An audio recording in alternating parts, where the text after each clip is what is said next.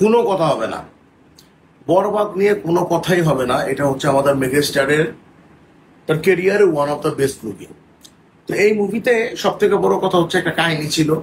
হ্যাঁ, ভায়োলেন্সের কথা অনেকে বলতে পারে, এই কাহিনীর প্রেক্ষাপটে কিন্তু ভায়োলেন্সটা আসছে। হুদাই তো মানুষের গ্যাঞ্জাম করবো না, এটা তো উপলক্ষ থাকতে পারে।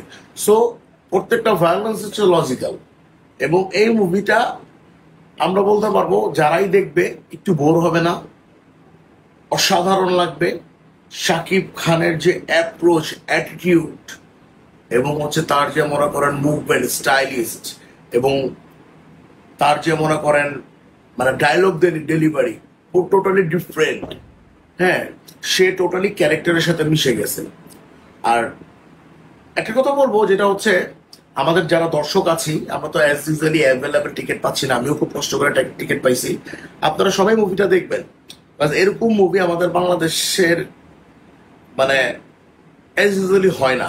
তো এই মুভিটা যদি ধরেন মার্কেট লাভ হয়, হিট হয়, সুপার ডুপার হিট হয়, ব্লকবাস্টার হয়, তাহলে কি হবে দেখেন, তাইলে আমাদের নেক্সট এরকম ছবি আমরা আবার পাবো। তুফান হিট হয়েছে, তুফানের পরে কিন্তু আমরা বরবাদটা পাইছি, বরবাদের পর কিন্তু আবার তাণ্ডব আসতে পারে, তাহলে কিন্তু আরো ভালো হইতে পারে। এই যে একটা কম্পিটিশন শাকিব খান রেখে নিয়ে, এটা ধরেন আমাদের জন্য আমাদের ঈদটাকে আরো স্পেশাল করে দেয়। ধরে নেন এই ঈদে শাকিব খানের কোনো মুভি নাই, তাহলে আপনাদের ঈদটা কি ভালো লাগবে? ভালো লাগবে না, আমি জানি ভালো লাগবে না। বিকজ আমরা একটা স্কেজুয়াল রাখি, আমরা এই মুভিগুলি দেখবো। তো আমি সরি গতকাল আমি দেখলাম হচ্ছে আপনার বরবাদ, আজকে দেখবো দাগি।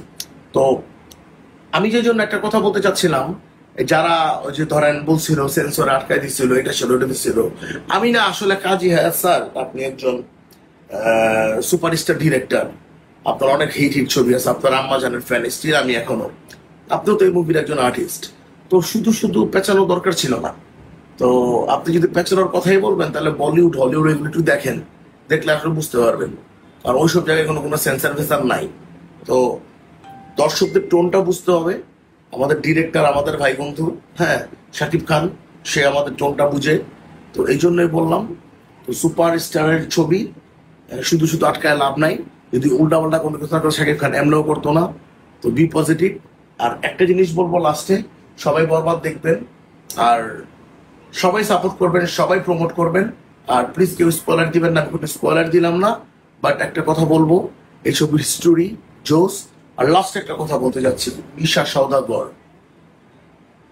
জোস, জোস জোস জোস। মিশা ভাই, সাকিব ভাই আর মিশা ভাই যদি এক হয়, মনে করেন